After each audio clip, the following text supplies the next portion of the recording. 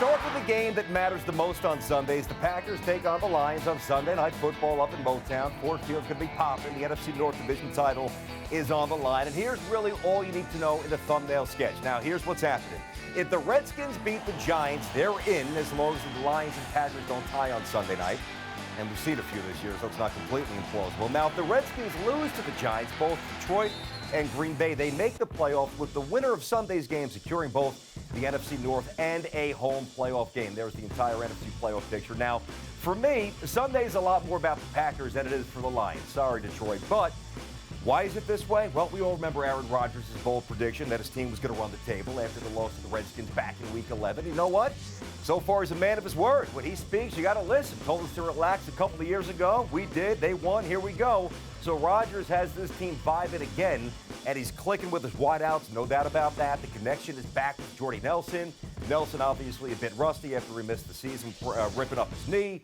And right now he is on course to lead all the league he's got 14 touchdowns. He is just flat out going nuts. So Randall Cobb, you might get him back. He didn't play last week, and Mike McCarthy said earlier today that he's working with a rehab team, and hopefully that status will improve and he will get back on Sunday. The defense, as you know, you watch him play now, greatly improved over the last couple of weeks, getting back to the quarterback. The D-line has done its homework and done its job. And, of course, that's not exactly the news that Lions fans want to hear. As for Detroit, kind of a tale of two seasons here, pre- and post-Stafford finger injury. Now, a couple of weeks ago, his name was gaining serious traction in the race for league MVP. Right now, not the case so much. And even if for some reason the Lions do pull this one out on Sunday night, I don't really see how Jim Caldwell's team heads into January with a whole lot of steam and really a whole lot of ability to make noise. It's a team that's kind of flawed. We've seen them play. Now, listen, to their credit, they have pulled off some miraculous last-second wins, so that's certainly a strength. But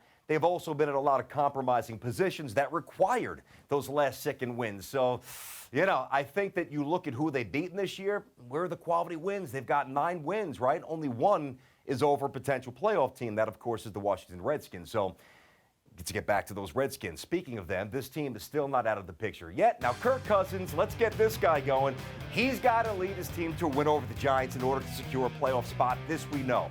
Now, obviously, he'd like to do that for a couple of reasons. Number one, he wants to win. He'd like to win a championship. But also, the more he wins, the more he secures his job security next season. Not that I think he really has anything to worry about. It would be stunning if he doesn't get the extension or at the least franchised again. Obviously, he's got a lot of money coming his way, and we know he's got a lot of weapons on offense. Deshaun Jackson getting deep, loose. So he is loose deep, I should say. He is a big downfield threat.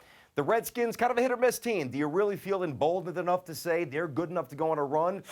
Not really, but they've also earned enough respect to at least keep them in the picture. So it's not exactly the wild and crazy Week 17 that we all hoped for, but there's certainly enough juice and enough on the line for both the Packers, the Lions, and the Redskins as well as they continue to gear up for the final regular season week here.